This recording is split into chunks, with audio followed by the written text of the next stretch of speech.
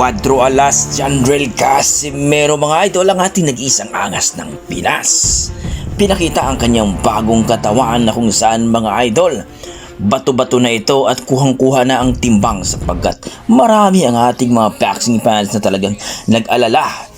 sa ating pambato na hindi makukuha daw ang 122 pounds o super bantamweight division mga idol. Pero nakita natin dito, ibinida ng kanyang kapatid na si Jason Casimero na talagang kuhang-kuha ng timbang at bato-bato na ito, taliwas sa mga sinasabi ng mga chismosong basher kuno ni Casimero na hindi makukuha ang timbang nito at di mapalaban ngayong Oktubre 3 taong kasalukuyan doon nga sa bansang Japan mga idol. Makakalaban niya